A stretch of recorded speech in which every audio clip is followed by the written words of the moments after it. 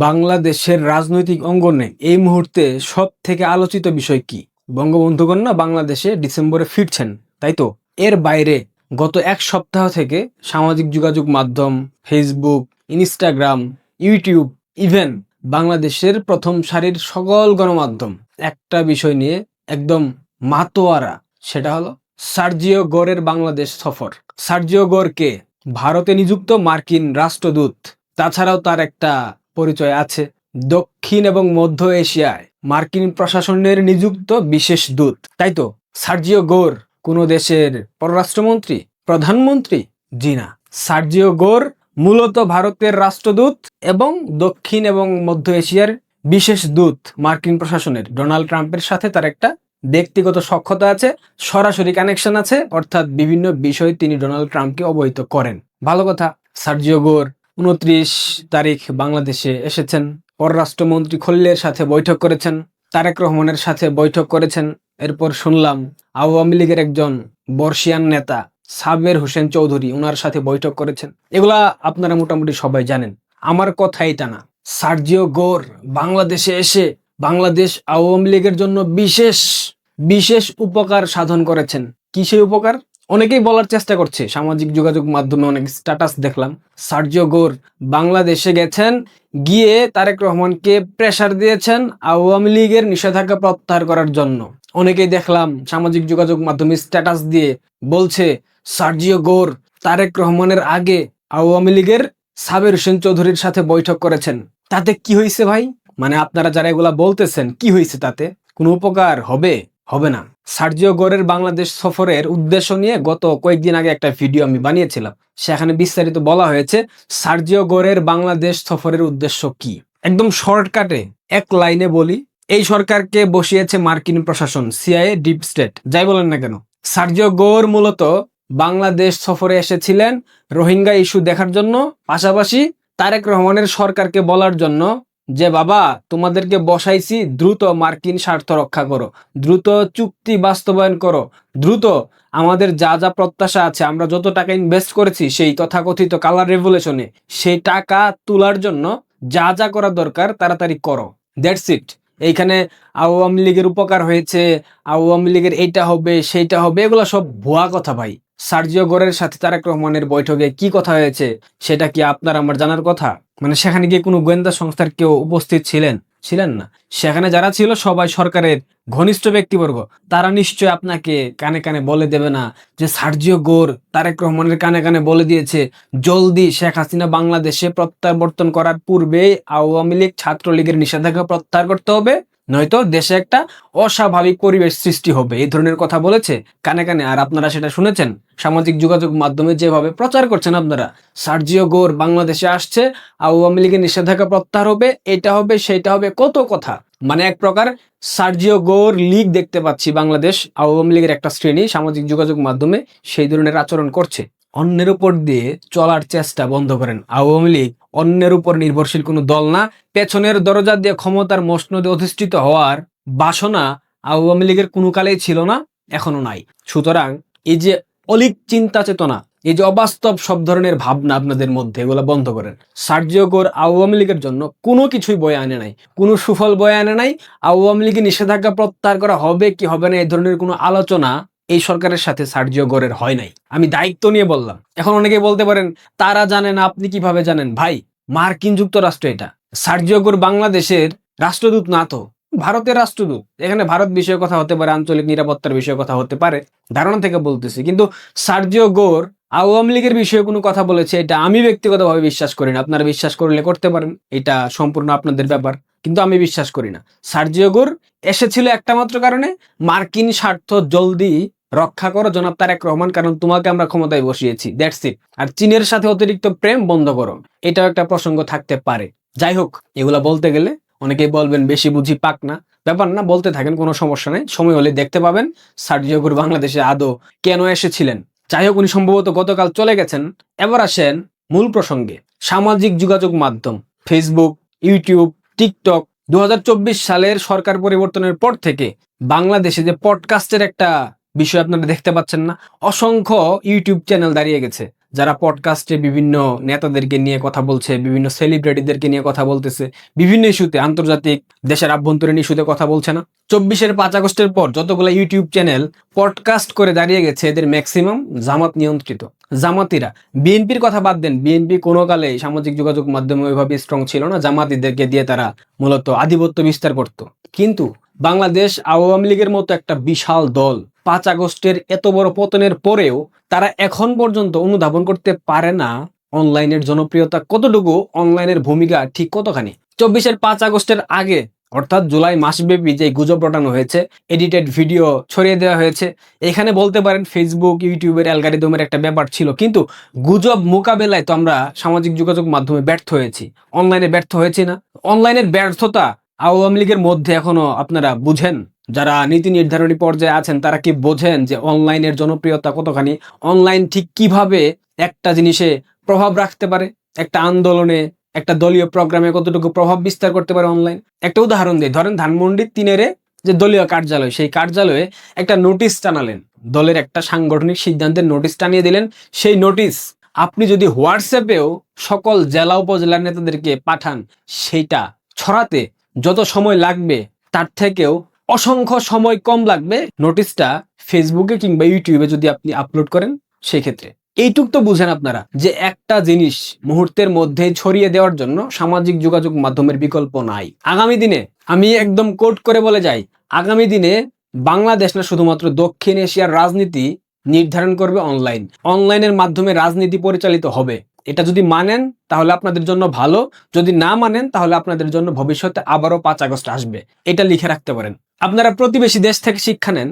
ভারতবর্ষের প্রধানমন্ত্রী, 140 কোটি জনতার প্রধানমন্ত্রী নরেন্দ্র মোদী যন্তর মন্তরে ককরোচ জনতা পার্টির যেই আন্দোলন সমাবেশ সংগ্রাম হলো, সেখানে নরেন্দ্র মোদী কয়েকটা ভিডিও বার্তা দিয়ে বুঝিয়ে দিয়েছেন অনলাইনের গ্রহণযোগ্যতা, অনলাইনের প্রয়োজনীয়তা ঠিক কতখানি।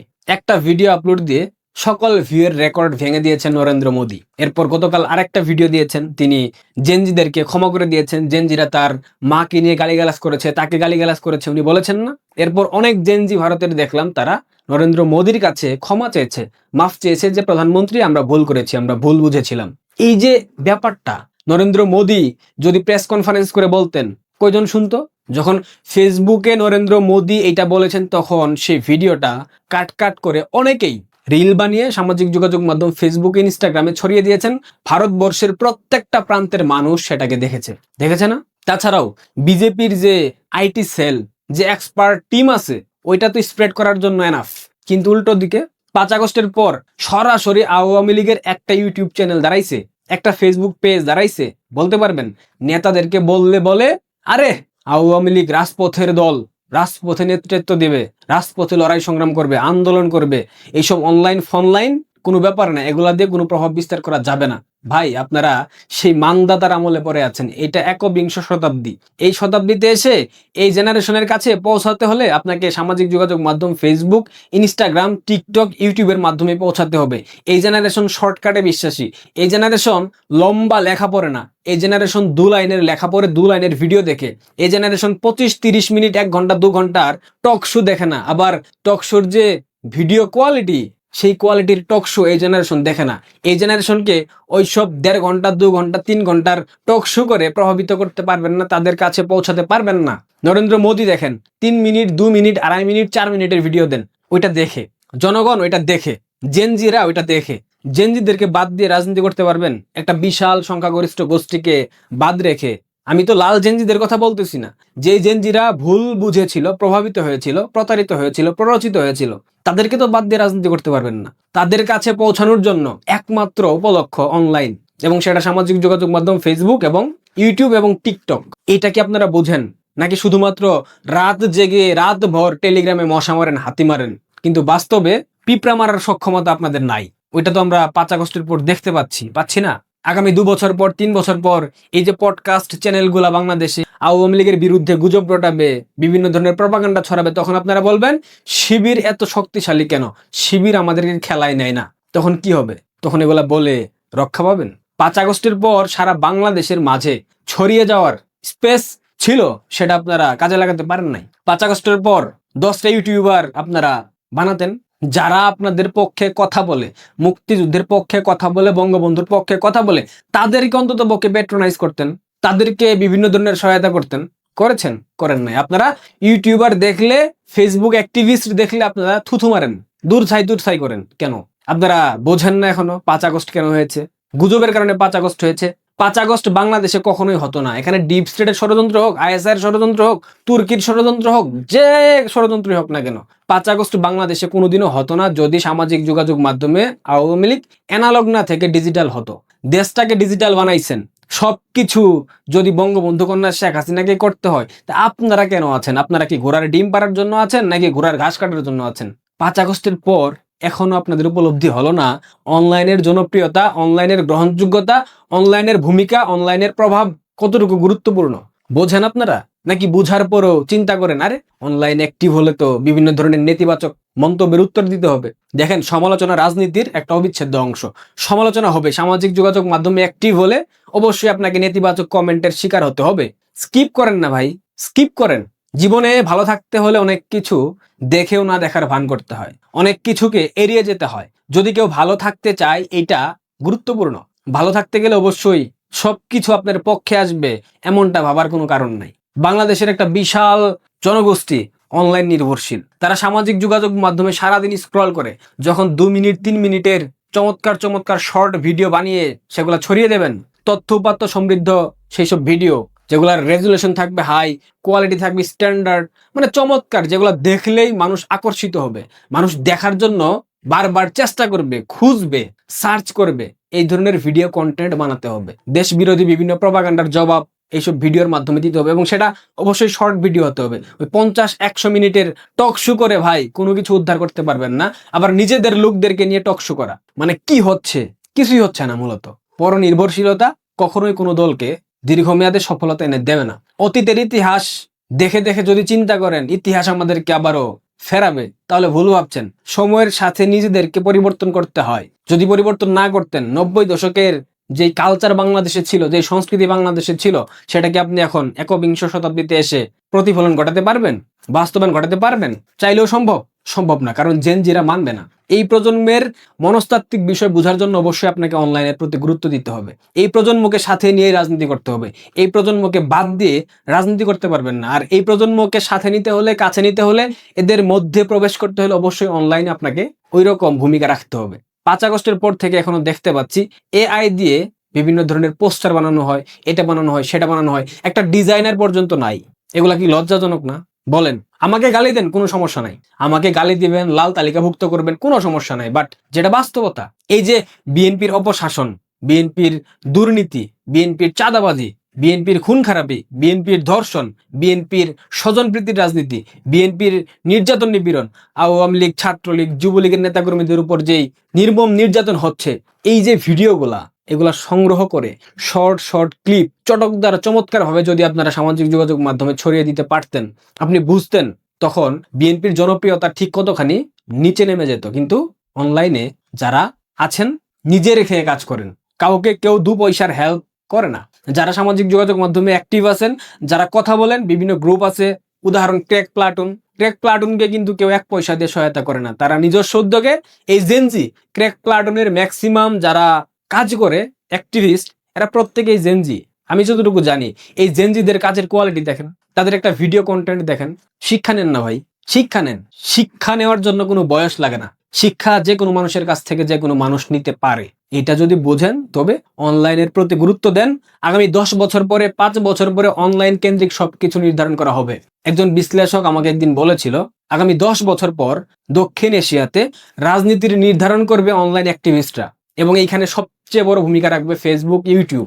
আপনারা কি এগুলা বুঝেন না? প্রতিবেশী রাষ্ট্রের প্রধানমন্ত্রী যেখানে একটা বিশাল ডিপ স্টেট ষড়যন্ত্রকে কয়েকটা ভিডিও বার্তা দিয়ে নিমিষেই ধূলিসাৎ করে দিয়েছেন, সেখান থেকে শিক্ষা নেন। কিছু বলার নাই। কদিন পর বলবেন আরে জামাত শিবির অনলাইনে এত স্ট্রং কেন? ভাই, জামাত শিবিরের যারা পডকাস্ট করতেছে এখন, ইউটিউব চ্যানেল খুলে ওদেরকে প্যাট্রোনাইজ করে, ওদেরকে অর্থ সহায়তা দেয়, জামাত ওদেরকে ফান্ড দেয়। আপনারা কাউকে 1 টাকা দিয়েছেন ফান্ড? এক পয়সা ফান্ড দিয়েছেন? যারা নিজের পরিশ্রমে, নিজের খেয়ে, নিজে ভিডিও বানিয়ে, নিজে এডিট করে সেটা সামাজিক যোগাযোগ মাধ্যমে ছড়িয়ে দেয়, তথ্যপাত্য সমৃদ্ধ ভিডিও দেয়। বিএনপির অপশাসন, দুর্নীতি, দুর্বৃত্তায়ন, নেতাকর্মীদের নির্যাতন, দেশবিরোধী চুক্তি, দেশের বিরুদ্ধে গিয়ে বিভিন্ন ধরনের ষড়যন্ত্র, এগুলা যে আমরা যারা করি, আমাদেরকে কেউ সহায়তা করে? করে না। কেন করি আমরা? দেশের প্রতি দায়বদ্ধতা থেকে, দলের প্রতি দায়বদ্ধতা থেকে, আদর্শিক দায়বদ্ধতা থেকে, এর বাইরে কোনো কিছু না। বুঝার চেষ্টা করেন। ভালোর জন্য বললাম, যদি বুঝেন তাহলে ভালো, আর যদি না বুঝেন, এটা একান্ত নীতি নির্ধারণী মহল যারা আছেন তাদের কাজ। আমাকে লাল তালিকাভুক্ত করেন, কালো তালিকাভুক্ত করেন, তাতে আমার কিচ্ছু যাবে আসবে না ভাই। আমার চাওয়া পাওয়ার কোনো জায়গা নাই, আমি আদর্শিক জায়গা থেকে কথা বলি, সুতরাং এগুলা বলার কিছু নাই। আর এগুলা বলার কারণে যারা গালি দেবেন, কমেন্ট বক্স উন্মুক্ত। কিন্তু কথাগুলো ভেবে দেখবেন, আগামী 10 বছর পর বাংলাদেশের রাজনীতি না, শুধুমাত্র দক্ষিণ এশিয়ার রাজনীতি নিয়ন্ত্রিত হবে অনলাইন কেন্দ্রিক। এটা যদি বিশ্বাস করেন, তবে অনলাইনের প্রতি গুরুত্ব দেন, প্রয়োজনে এডিটর নিয়োগ করেন, অর্থ দিয়ে নিয়োগ করেন, ভালো ভালো কোয়ালিটির ক্যামেরা কিনেন, স্টুডিও সেট আপ করেন, পডকাস্ট চ্যানেল খুলে পডকাস্ট চালু করেন, জেনজিদেরকে নিয়ে একটা সেক্টর বানান, বুদ্ধিজীবীদেরকে নিয়ে একটা সেক্টর বানান, সাংস্কৃতিক অঙ্গনের বিভিন্ন কলা কৌশলীদেরকে নিয়ে একটা সেক্টর বানান। সবার কথা শুনতে হবে, সবার পরামর্শ নিতে হবে। গ্রহণ কোনটা করবেন সেটা একান্তই আপনাদের ব্যাপার, কিন্তু কথা শুনতে হবে সবার। পারলে ভিডিওটা শেয়ার করবেন। ভালো থাকবেন, ধন্যবাদ।